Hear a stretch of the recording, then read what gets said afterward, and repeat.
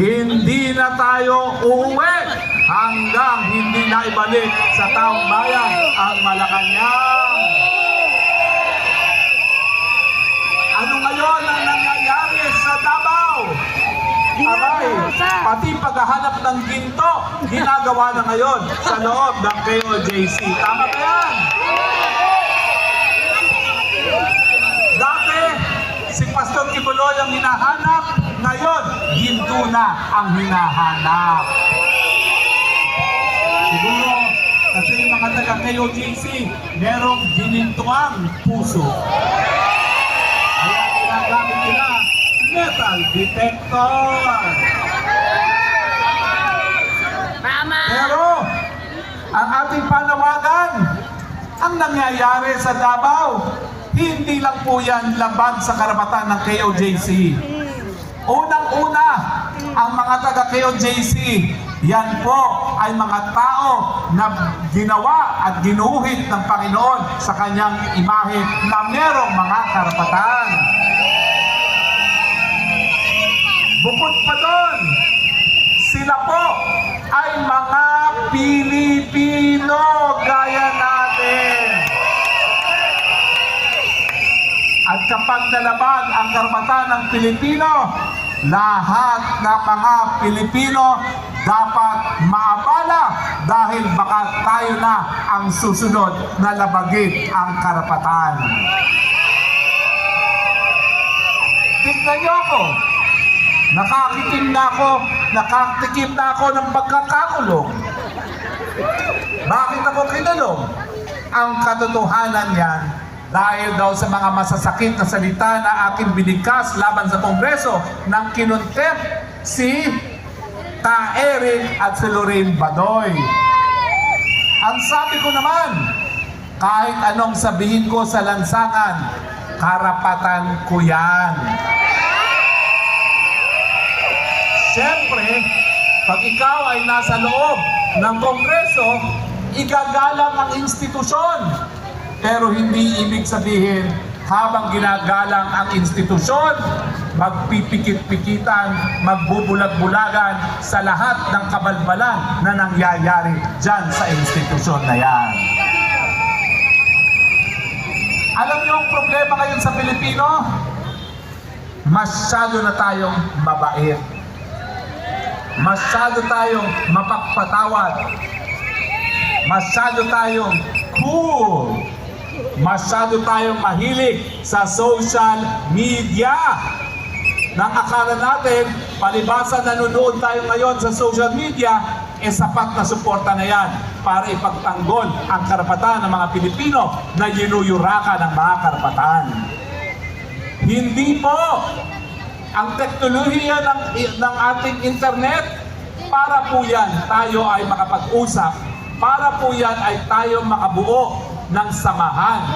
Pero kinakailangan pa rin po, ipakita natin ang lakas, dahil pag hindi natin pinakita ang lakas, hindi tayo pakikinggan ng mga nagbubulag-bulagang, nagbibigbigihang gobyerno. Kaya mga nasa social media, ang dami kong followers, ang daming nanonood. Nung minsan, nakakaunti lang kami sa EDSA, wala pang 50, 600,000 ang nanood. Maraming salamat po sa inyo. Pero ang kinakailangan namin, 600,000 ang magpulong ngayon dito sa liwasan nang makita nila na tama na, sobra na. Kaya yung mga kababayan natin sa internet, gabi-gabi po, narito kami sa Liwasang Bonifacio.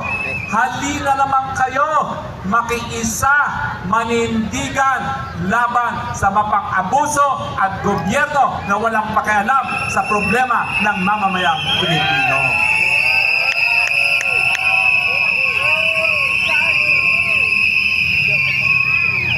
Ano ba ho talaga ang kasalanan ng mga grupo gaya ng KOJC at SMNI?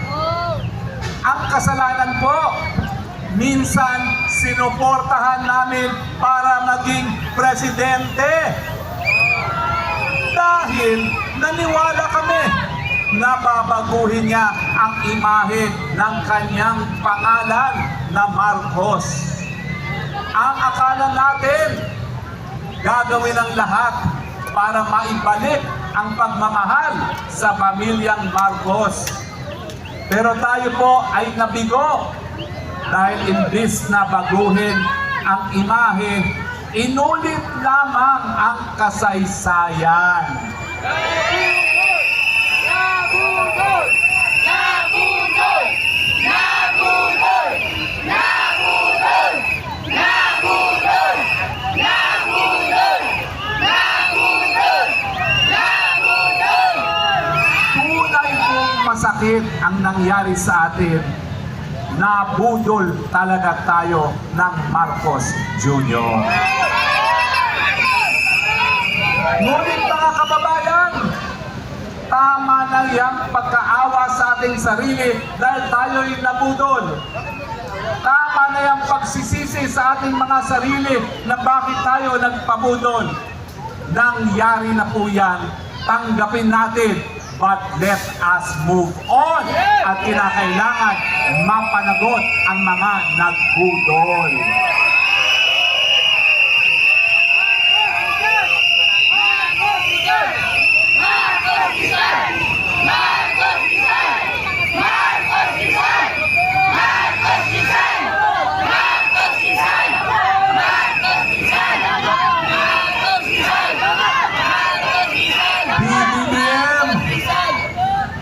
Please lang, buksan mo ang iyong mga tenga sa sigaw ng taong bayan na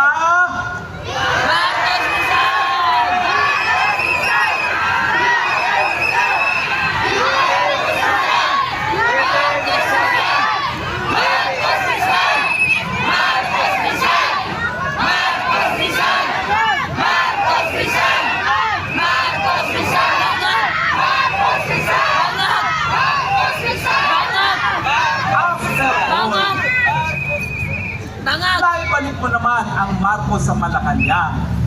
Nakapagsilbi ka naman ng halos 3 taon na. Hindi ba panahon na para ibigay mo naman ang pagiging presidente sa tao na merong sapat na kakayahang mamuno dahil siya ay nasa tamang pag-iisip?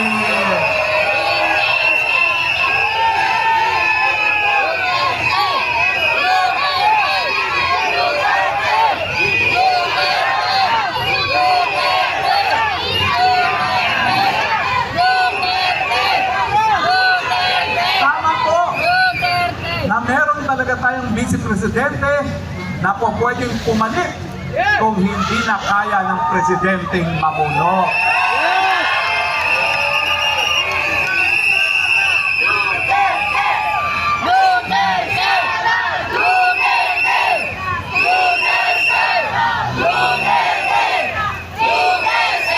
Pero ang laban po ngayon ay hindi na laban ng Duterte versus Marcos.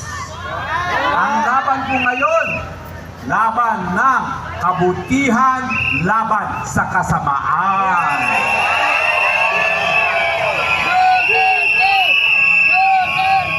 Sabihin niyo sa akin, ang paggamit ba ng pinagbabawal na gamot ay gawain ng isang taong naniniwala sa may kapal? O ang gumagamit ng pinagbabawal na gamot ay impact alampores ng Diablo.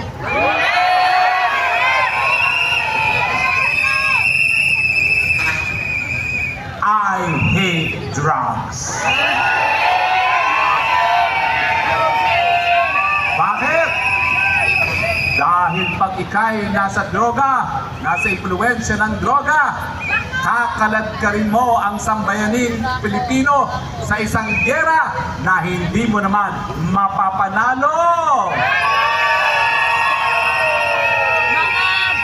Hahayaan mo ng mga Pilipino mamatay sa isang gera na wala namang interes ang sambayanang Pilipino.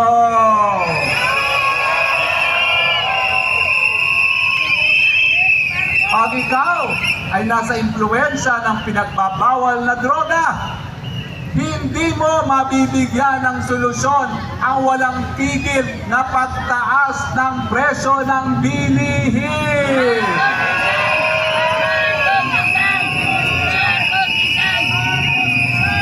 Pag ikaw ay gumagamit ng pinagbabawal na droga, hindi mo mabibigyan ng solusyon ang problema ng kakulangan ng trabaho.